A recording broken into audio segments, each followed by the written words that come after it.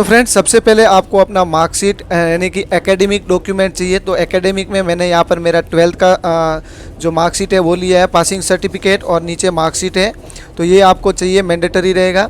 उसके बाद यहाँ पर 12th का मार्कशीट और पासिंग सर्टिफिकेट है, दोनों हैं। आपको दोनों मार्कशीट और पासिंग सर्टिफिकेट दोनों चाहिए, तो यहाँ पर भी मैंने दोनों ले रखा है। उसके बाद दोनों, अब अगर आपने बैचलर किया है, मास्टर किया है, तो उसके भी आपको एकेडमिक डॉक्यूमेंट्स चाहिएगा। मैंने 12th किया है तो इसलिए मैंने दोनों डॉक्यूमेंट्स लिए हैं।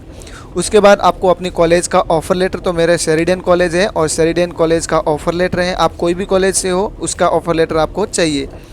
उसके बाद आता है आपका जीआईसी का सर्टिफिकेट। तो ये हमारा जीआईसी का सर्टिफिकेट है। अगर आपने $10,200 पे किया है तो आपको जीआईसी का सर्टिफिकेट मिलेगा, तो वो आपको यहाँ पर मैंडेटरी चाहिए।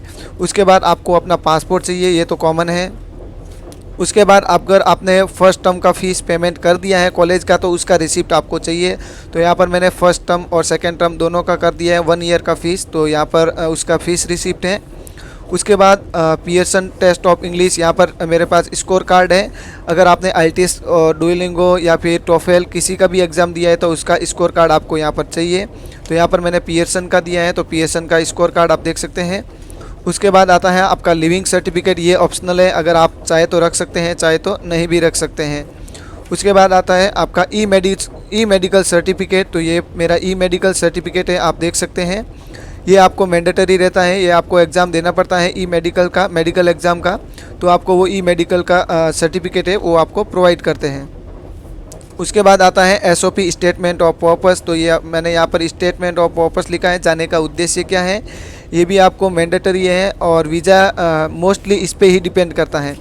उसके बाद आता है आपका बैंक बैलेंस सर्टिफिकेट। अगर आपने कुछ फ़ंड शो किया है तो वो आपका बैंक बैलेंस सर्टिफिकेट।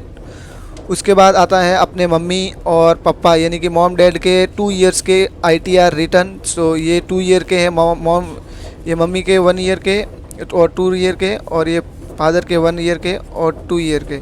उसके बाद अगर आपके पास प्रॉपर्टी है तो उसका वैल्यूएशन रिपोर्ट चाहिए। तो यहाँ पर मैंने प्रॉपर्टी का वैल्यूएशन निकाला है।